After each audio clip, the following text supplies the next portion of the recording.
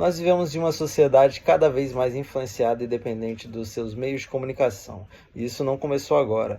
Dois pensadores do século passado construíram uma teoria que vai nos ajudar a entender como os meios de comunicação moldam a nossa vida e a nossa sociedade. Eles são Harold Innis e Marshall McLuhan. São dois pensadores da chamada Escola de Toronto, que lá no século XX já mostravam que os meios de comunicação não apenas são transmissores de conteúdo, eles vão moldar a nossa forma de viver, de pensar e de nos relacionar.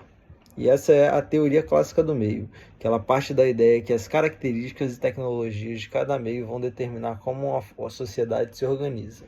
Exemplos disso é que isso tudo começa com a tradição da comunicação oral, onde as pessoas vão valorizar a memória, a interação direta entre os seus integrantes, e isso evolui com a invenção da escrita, onde o conhecimento se forma algo palpável, algo registrável e duradouro.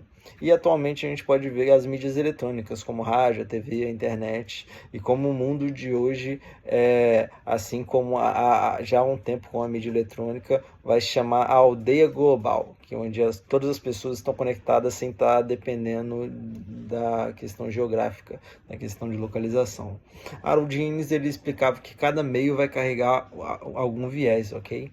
Alguns meios vão preservar a memória do tempo, enquanto outros vão facilitar a expansão no espaço. Um exemplo muito bacana são as pinturas rupestres, que você vê que ela perdura há vários e vários séculos, milhares de anos, mas ele é limitado geograficamente. Eu não consigo pegar aquela rocha, aquela montanha e colocar aqui na minha casa ou em um museu, entende? Já o papel, ele vai ser fácil, de fácil manuseio, eu consigo levar com maior facilidade para ele ser leve, eu consigo transportar em um local fechado, que ele não é tão difícil geograficamente de eu mover ele, e foi o que deu origem a vários impérios e a burocracia, por exemplo. Então a gente vê nesses exemplos que o meio, ele já determina como a forma de sociedade se organiza. A gente pode ver isso na sociedade atual, como a nossa sociedade se moldou a partir da internet, a partir do rádio e TV. Ok? E a visão do McLuhan sobre a comunicação é que os meios, eles vão ser a extensão do ser humano, ok?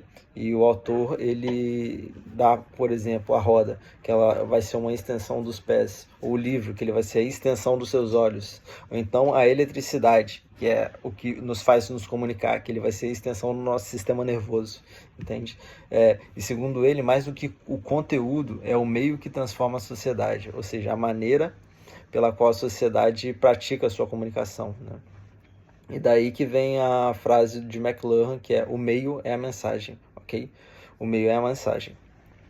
Olha que interessante, o simples fato da televisão e do rádio existir, olha como é que ele já muda a nossa forma de fazer política, fazer cultura, fazer arte, independentemente do que vai estar passando na tela, entendeu?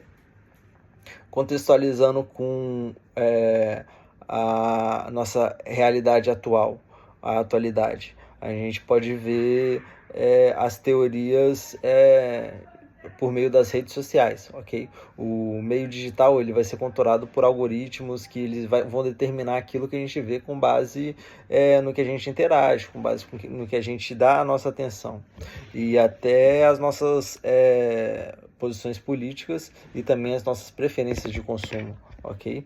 E um exemplo extremo que a gente pode ver foi na pandemia, onde as informações e as desinformações circularam de maneira viral, mostrando que o meio vai influenciar diretamente a nossa percepção da realidade e até tudo, entendeu?